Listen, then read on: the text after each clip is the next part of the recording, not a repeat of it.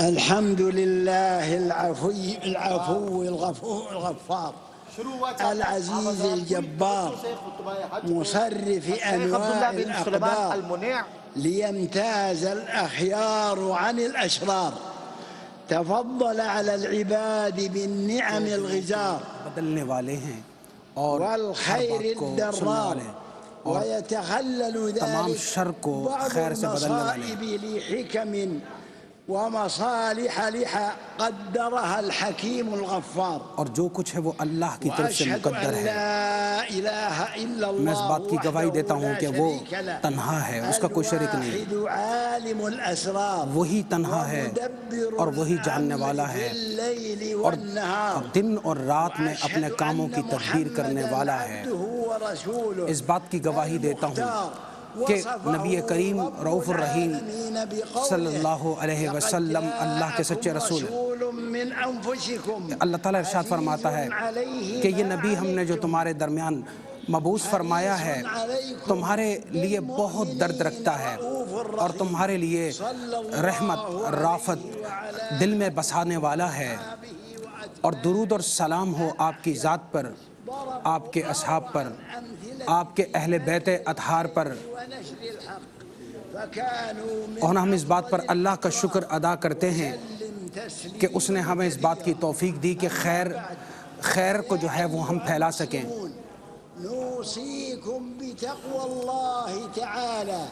ہم آپ کو اللہ سبحانہ و تعالیٰ کے لیے تقوی اختیار کرنے کے لیے وصیت کرتے ہیں۔ اللہ سبحانہ و تعالیٰ ارشاد فرماتا ہے اس سے پہلے بھی ہم نے لوگوں کو اپنی کتاب عطا کی اور ان کو اس بات کی تاکید کی کہ وہ تقوی اختیار کریں، کیونکہ یہ تقوی جس رب کے لیے ہے اسی کے زمین اور آسمان ہیں، وہی اس کا مالک ہے۔ وہ اللہ ہی ہے جو آسمان سے تمام نعمتیں نازل فرماتا ہے، اور اللہ سبحانہ و تعالیٰ ارشاد فرماتا ہے کہ جو آدمی تقوی اختیار کرتا ہے ہم اس کے لیے خیر کے دروازوں کو کھول دیتے ہیں۔ اور تقوی کیا ہے کہ آپ اپنے آپ کو برائی سے روکیں، خیر کی طرف چلیں، اور تقوی کی ابتدا اس بات سے ہوتی ہے کہ آپ اللہ کی ذات پر مکمل اور کامل بھروسہ کریں، اور جب آپ پکاریں تو اللہ کے ماں سوا کسی کو نہ پکاریں، اور بالخصوص جب آپ نظر کریں، ذبح کریں یا کوئی کام کی ابتدا کریں تو اللہ کے نام سے کریں۔ اللہ تعالیٰ ارشاد فرماتا ہے اے لوگو اپنے رب کی عبادت کرو جس نے تمہیں پیدا کیا ہے اور تم سے پہلے لوگوں کو پتہ کیا ہے۔ اور اللہ ارشاد فرماتا ہے کہ اے میرے بندو میری عبادت کرو اور شرک مت کرو، اور اللہ تعالیٰ ارشاد فرماتا ہے کہ اے بندو اسی کو پکارو، وہی ہے جو تمام چیزوں کا پیدا کرنے والا ہے اور ہر چیز کا نگہبان ہے۔ اللہ تعالیٰ ارشاد فرماتا ہے کہ کیا تم اے جاہلو اللہ کے ماں سوا کسی کو پکارو گے؟ اگر تم نے اللہ کے ماں سوا کسی کو پکارا اور اس کے ساتھ کسی کو شریک کیا تو تمہارے سارے اعمال برباد ہو گئے۔ یہ اللہ کی طرف سے تمہارے لیے مقرر ہے اور یہی توحید ہے، اور اس بات کا اعلان بھی توحید ہے کہ آپ اللہ کو پکاریں لا الہ الا اللہ کہہ کر کے، اور پھر اس کے ساتھ ساتھ حضور علیہ السلام کی نبوت کی گواہی دیں، اور حضور علیہ السلام تمہارے درمیان کسی مرد کے والد نہیں بلکہ خاتم النبیین ہیں، اور اللہ سبحانہ و تعالیٰ ہر چیز کو جاننے والا ہے۔ اور اسی طرح اللہ ارشاد فرماتا ہے کہ وہ تم سچ بولو، شراب سے بچو، اور اللہ کے ماں سوا کسی کی عبادت نہ کرو،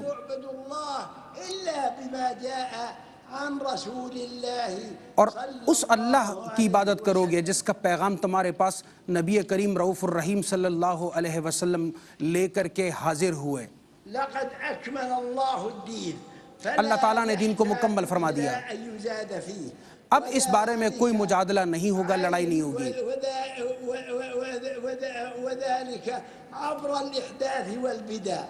اور جس چیز کو ناپسند کیا گیا ہے وہ دین میں نئی نئی چیزوں کے تصورات کو رائج کرنا ہے. یعنی دین کے اندر ایسے راہوں کو, باتوں کو اختیار کرنا جو دین کے تصور کو مسخ کر دیں. حضور علیہ السلام نے ارشاد فرمایا اس عرفات کے میدان میں آج کے دن, حضور علیہ السلام نے فرمایا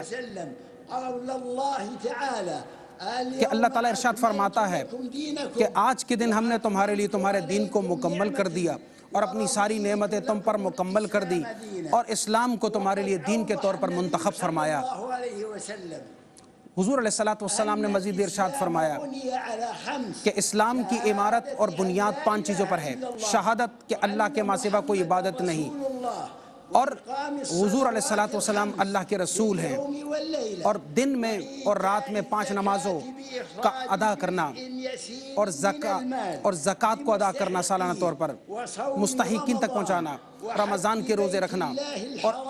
حج بیت اللہ کی ادائیگی جو اس راہ کی طرف قوت اور استطاعت رکھتا ہو. حضور علیہ السلام نے فرمایا کہ ارکان ایمان کے بارے میں کہ ایمان کیا ہے, کہ اللہ پر ایمان رکھو, ملائکہ پر ایمان رکھو, اس کی کتابوں پر ایمان رکھو, اس کے رسولوں پر اور آخرت کے دن پر, اور یعنی اس بات پر ایمان کے قدر اچھی ہے یا بری ہے اللہ کی طرف سے. اللہ تعالیٰ ارشاد فرماتا ہے کہ اس نے تمہارے درمیان انبیاء اور رسولوں کو بھیجا اس لیے کہ تمہارے درمیان ان رسولوں کے ذریعے سے تمہارا تزکیہ فرمائے, یعنی تمہیں پاک کرے اور تمہیں حکمت کی تعلیم دے اور تمہیں وہ کچھ سکھائے جو تمہیں نہیں آتا, تم نہیں جانتے, اور یہ کہ تم میرا شکر کرو اور میرا کفر نہ کرو. اے ایمان والو, اللہ تعالیٰ سے مدد مانگو اور نماز کے ذریعے سے اللہ کے اس صبر کے دامن کو تھام لو. حضور علیہ السلام ارشاد فرماتے ہیں جن جن چیزوں کی ہمیں نصیحت کی گئی وہ صبر ہے, وہ شکر ہے. اہل تقویٰ کی جو صفات حضور علیہ السلام نے بیان فرمائی وہ یہ ہے شدت کے وقت, تکلیف کے وقت, مصیبت کے وقت صبر کرنے والے وہی اہل ایمان ہیں. یہی وہ لوگ ہیں جن کو اللہ تعالیٰ نے تقویٰ کا سرٹیفکیٹ عطا فرمایا. اس بات کو ذہن میں رکھیں, دنیا کی زندگی مصیبتوں سے خالی نہیں ہے. اللہ تعالیٰ نے تمہیں صبر کا حکم اسی لیے دیا اور ارشاد فرمایا کہ عنقریب اللہ تعالیٰ تمہیں آزمائے گا بھوک سے, خوف سے, اولاد کے نقصان سے, تمہارے مال کے نقصان سے, اور تمہارے باغات اور پھلوں کے نقصان سے. لیکن جب تم نے کسی نے اس پر صبر کیا اور اس صبر کے وقت اس نے کہا کہ بے شک ہم اللہ کے لیے, اللہ کی طرف ہمیں پلٹ کے جانا ہے, تو ایسے لوگوں پر اللہ کی طرف سے رحمتوں کا نزول ہوگا اور وہی ہدایت یافتہ لوگ ہیں. اللہ تعالیٰ ارشاد فرماتا ہے جو لوگ صبر کرتے ہیں انہیں ضرور اجر عطا فرمائیں گے اس صبر کی وجہ سے جو انہوں نے کیا. مسلمان وہ ہے جو اپنی قضا پر, قدر پر ایمان رکھے اور صبر رکھے تکلیفات کے اوپر, اور اگر مصیبت آ جائے تو اس پہ شور شرابہ نہ کرے بلکہ خندہ پیشانی سے اس کو قبول فرما کر کے صبر فرمائے. اللہ تعالیٰ کی طرف سے تمام انسانوں کے مقدر کو طے کر دیا گیا ہے. جو مصیبت زمین میں آتی ہے اللہ ارشاد فرماتا ہے وہ اللہ کی طرف سے ہے, اس کو ہم نے پہلے سے ہی کتاب میں لکھ دیا ہے.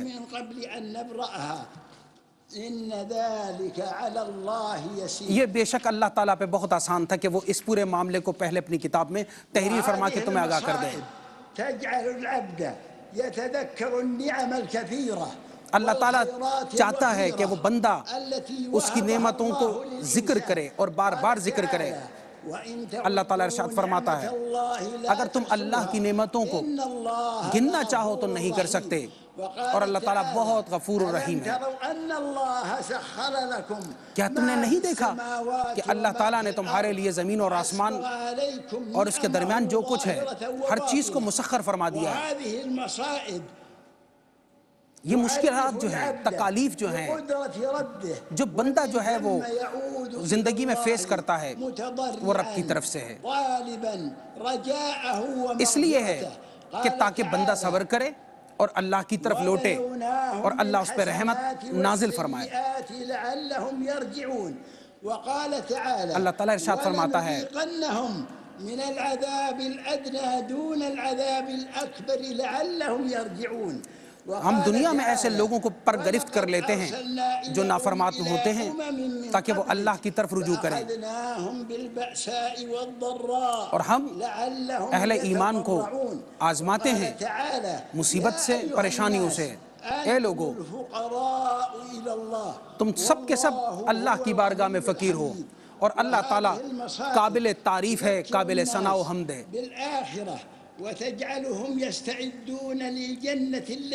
تم کوشش کرو کہ اپنے لیے محنت کر کے جنت کی راہ کو آسان کرو، اور تم اپنے دلوں میں جو چھپانا چاہو گے اللہ تعالیٰ اس کو بہت خوب جاننے والا ہے۔ اللہ تعالیٰ ارشاد فرماتا ہے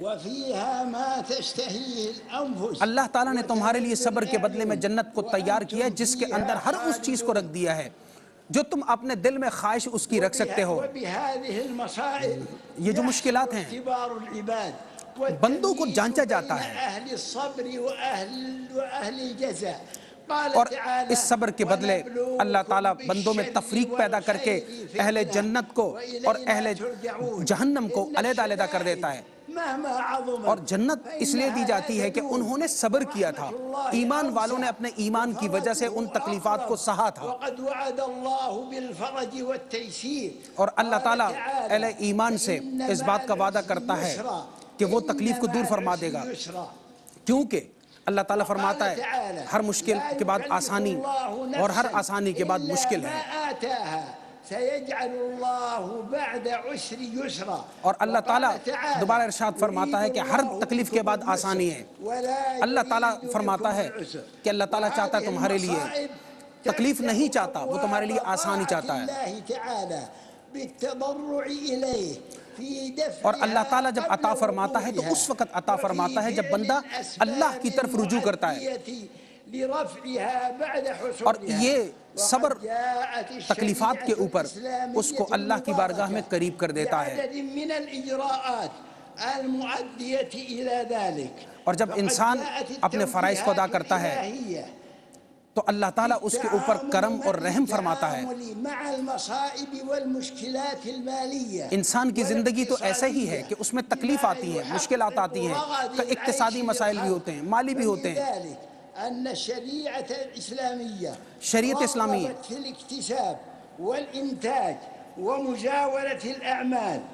شریعت اسلامی مجموعہ ہے تمام کے تمام اعمال کا، جس میں اقتصاد بھی ہے، معاملات بھی ہیں، معاشرت بھی ہیں، کاروبار بھی ہے، حلال بھی ہے، حرام بھی ہے، اور حرام سے ممانعت بھی ہے، اور یہ ہے کہ لوگوں کے مال سے اپنے آپ کو روکنا بھی ہے۔ اور اللہ تعالیٰ ارشاد فرماتا ہے کہ مومن وہ ہوتا ہے جو وعدہ کرنے کے بعد اس کو پورا کرتا ہے، اور اچھے کاموں میں، چاہے وہ تجارت ہی کے کیوں نہ ہو، مسلمان دوسروں کے ساتھ تعاون کرتا ہے، وہ اسراف سے اپنے آپ کو بچاتا ہے، اور زکوٰۃ کو فقیروں تک اور مساکین تک پہنچاتا ہے، اور اس کی رغبت اور شوق ہمیشہ باقی رہتی ہے کہ وہ مستحقین تک جو ہے وہ صدقات کو پہنچائے۔ اے ایمان والو، اللہ تعالیٰ ارشاد فرماتا ہے کہ اپنے وعدوں کو پورا کرو، کہ وہ لوگ جو انفاق کرتے ہیں اور اس میں اسراف نہیں کرتے اور بخل نہیں کرتے،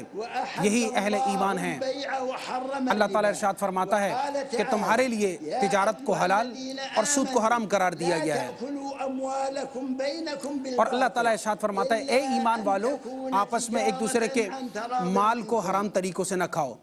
سوائے اس کے کہ تجارت کے ذریعے سے اور باہم معاہدات کے ذریعے سے جو کچھ تمہارے لیے حلال ہو۔ اور اللہ تعالیٰ ارشاد فرماتا ہے کہ اے ایمان والو جب تم دو تو پیمانہ بر کر کے دو۔ وہ لوگ جو اللہ کی راہ میں خرچ کرتے ہیں ظاہری طور پر اور باطنی طور پر چھپا کر کے، تو اللہ تعالیٰ ان کو زیادہ نوازتا ہے۔ اور والدین کے حقوق کی ادائیگی کا حکم دیا ہے رب تعالیٰ نے، اور یہ والدین کو حکم دیا کہ اپنے اولاد کی صحیح تربیت کریں، اور تمام جو معاشرتی معاملات ہیں ان میں جو ہے حقوق کا خیال رکھنا، میاں بیوی آپس میں ایک دوسرے کے حقوق کا خیال رکھیں، مرد کو بھی اور عورت کو بھی، چھوٹے کو بھی بڑے کو بھی۔ اور اسی طریقے سے جو سلیم عقل والا ہے یا بیمار ہے اس کے حقوق کا بھی۔ اور جب مشکلات آ جائیں تو ان میں سے کوئی بھی شخص ہے، کوئی بھی کیٹیگری ہے، سب کے ساتھ اللہ نے بہت اچھے اخلاق کا حکم دیا ہے اور حسن سلوک کا اللہ تعالیٰ حکم دیتا ہے۔ اللہ تعالیٰ نے بندوں پر فرض کر دیا ہے کہ وہ والدین کے ساتھ اچھائی اور بھلائی کریں۔ اگر ان میں سے کوئی ایک بڑی عمر کو پہنچ جائیں یا دونوں پہنچ جائیں تو ان میں سے کسی ایک کو بھی اف نہ کرے اور نہ اس کو چھڑکے، اور جب اس سے بات کرے تو بہت نرمی سے بات کرے، اور اپنے کاندے مونڈے کو بالکل رحمت سے شفقت سے ان کے سامنے جھکا دے اور دعا کرے، اے میرے اللہ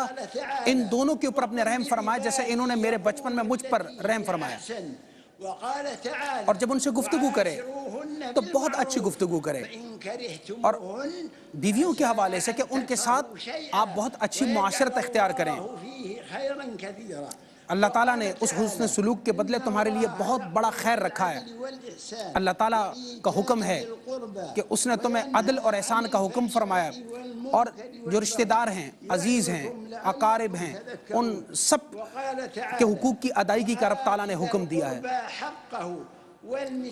جو قریب کے لوگ ہیں، رشتہ دار ہیں، ان کا حق ادا کرو۔ مسکین جو بہت فقیر ہیں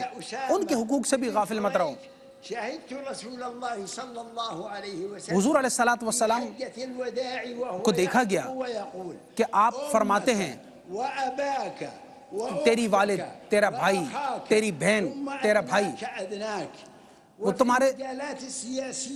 تمہارے بہت زیادہ قریب ہیں، ان کا حق ادا کرو۔ اور اسی طرح سیاست کے میدان میں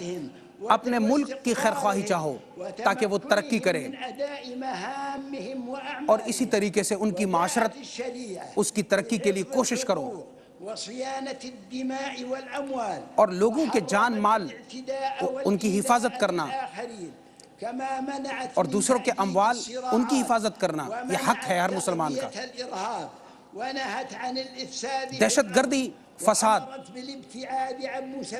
جھگڑے، لڑائیاں، اس سے بچنا یہ مسلمانوں کا شعار ہے۔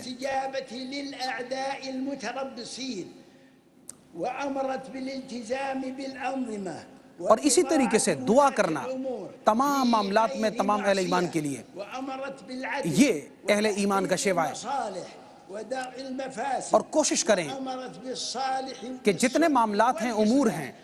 آپ ان کے لیے کوشش کر رہے ہیں۔ اللہ تعالیٰ نے اہل ایمان کو حکم دیا کہ اللہ کی رضی کو مضبوطی سے تھامے رکھو اور آپس میں تفرق میں مت پڑو۔ اور اللہ تعالیٰ ارشاد فرماتا ہے کہ اے ایمان والو اپنے ایمان کو ظلم کے ساتھ مت ملاؤ، جو ایسا کرتا ہے وہ فساد کرتا ہے۔ اللہ تعالیٰ حکم دیتا ہے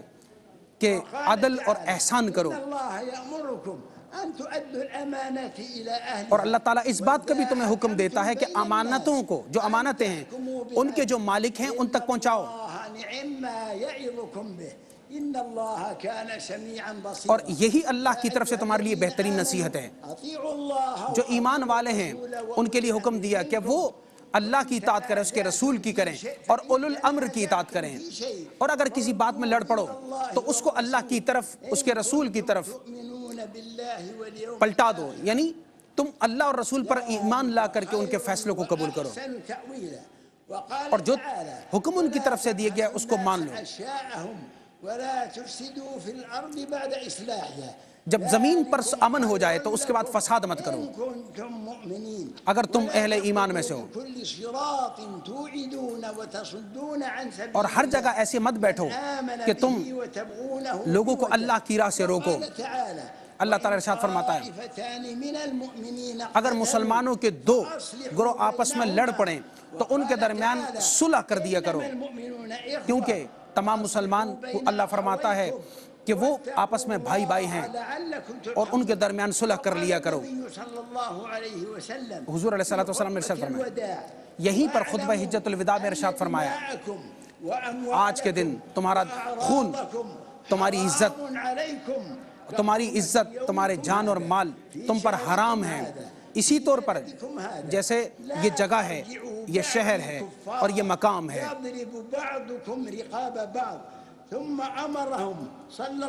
حضور علیہ السلام نے اس کے بعد اس وقت جتنے حجاج کرام صحابہ کرام موجود تھے ان کو حکم دیا، اے لوگو،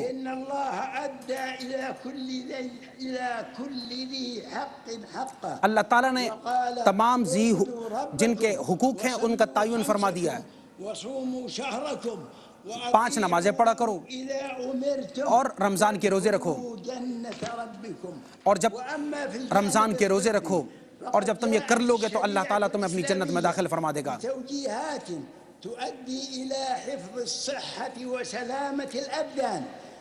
اسی طریقے سے شریعت اسلامی جو ہے انسان کی صحت عافیت کے بارے میں بہت واضح کام عطا فرماتی ہے کہ انسان اپنے معاملات کو جس طرح صاف اور شفاف رکھتا ہے اور اس کی حفاظت کرتا ہے، ویسے ہی انسان اپنے بدن کی بھی حفاظت کرے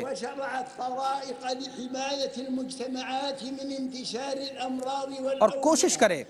کہ معاشرے میں انتشار پھیلانے کا باعث نہ بنے۔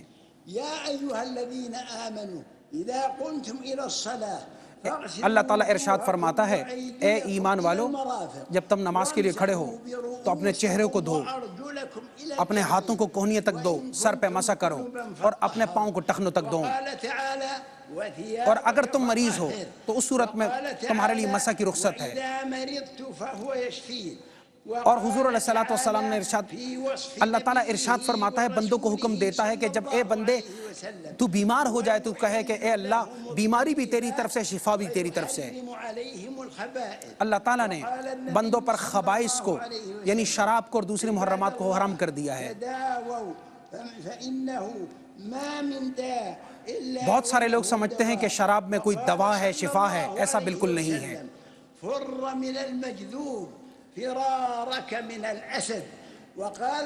اسی طریقے سے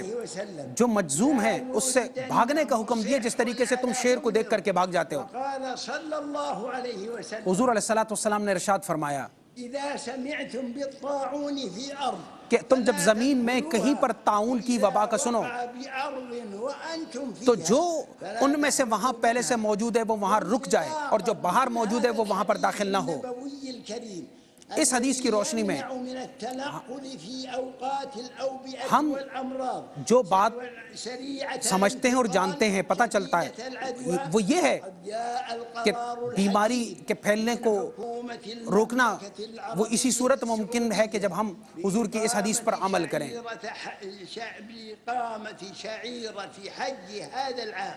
اس سال جو ہے ہم نے حج کے انتظامات کو محدود کیا، بہت سارے لوگوں کو بلایا ہے لیکن بہت محدود تعداد میں بلایا ہے تاکہ یہ بیماری، یہ وبا یہ پوری دنیا میں پھیلنے نہ پائے۔ وہ اس لیے کہ انسان کی جان کی حفاظت کی کوشش کی جائے اور شریعت کا جو مقصد ہے کہ اللہ کا فرض ادا ہو جائے وہ بھی پورا ہو جائے۔ اور میں اس ممبر سے ہم تمام کے تمام مسلمانوں کا شکریہ ادا کرتے ہیں کہ انہوں نے ہمارے ساتھ تعاون کیا، کہ اس حوالے سے سعودی عرب کے اس فیصلے کی انہوں نے بھرپور حمایت کی اور ان کے ساتھ وہ کھڑے ہوئے۔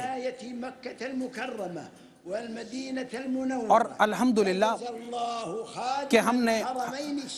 دونوں شہر جو اللہ کی حمایت میں ہیں اور اللہ کی حفاظت میں ہیں،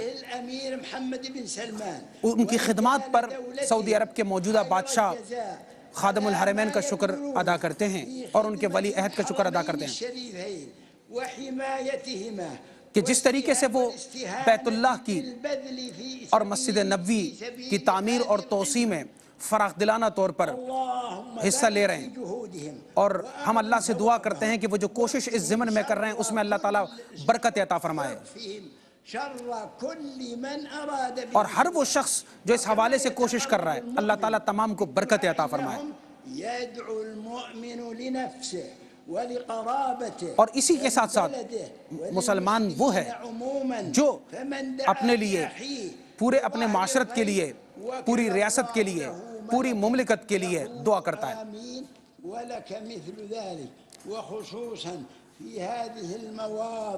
اور خصوصاً یہ تمام کے تمام جتنے علاقے ہیں مقدس مقامات ہیں، اور آج کا دن جیسے بابرکت ہے۔ حضور علیہ السلام نے ارشاد فرمایا کہ آج کا دن اتنا بابرکت ہے کہ آج کے دن جتنے اہل ایمان کی مغفرت کی جاتی ہے ان کو آگ سے آزاد کیا جاتا ہے، آج کے دن کے مقابلے میں کسی دوسرے دن میں ایسا نہیں ہوتا۔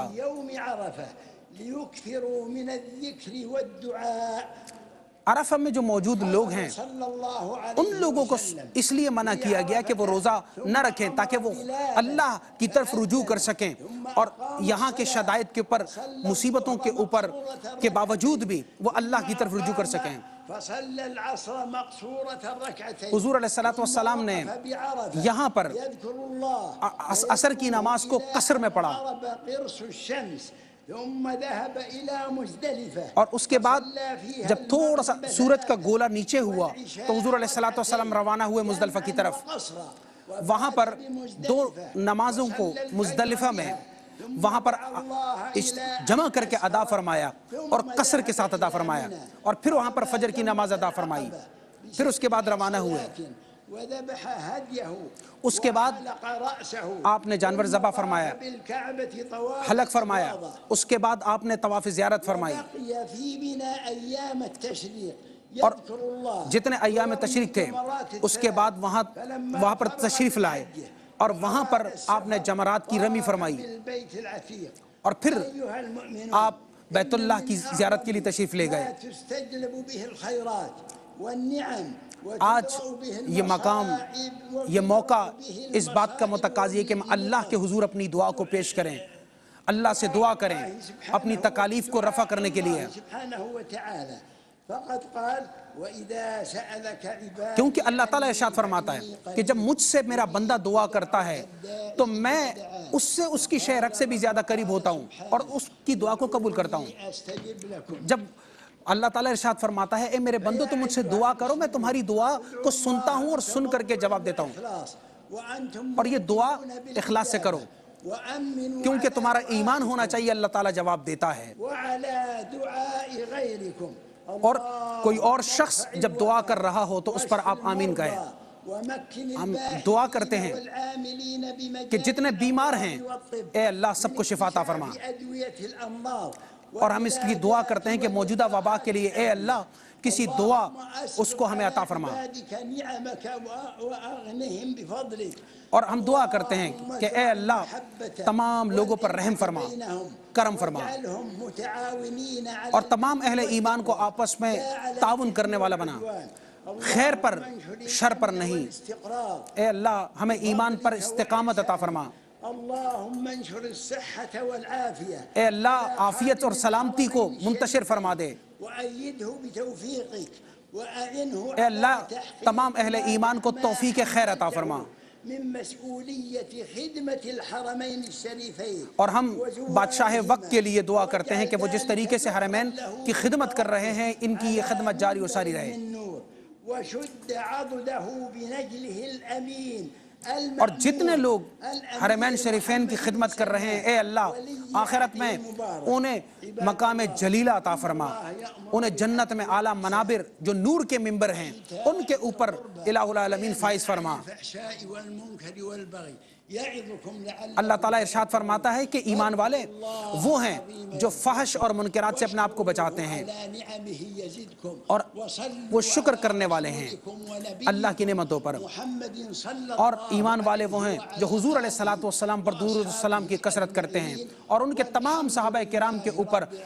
درود و سلام پڑھتے ہیں۔ ہم آخر میں حضور علیہ السلام پر آپ کے تمام صحابہ کرام پر درود و سلام بھیج کر کے اپنے خطبے کا اختتام کرتے ہیں کہ اے اللہ ہماری تمام ان گزارشات کو اپنی بارگاہ میں قبول و منظور فرما، آمین بجاہ سید المرسلین و خاتم النبیین۔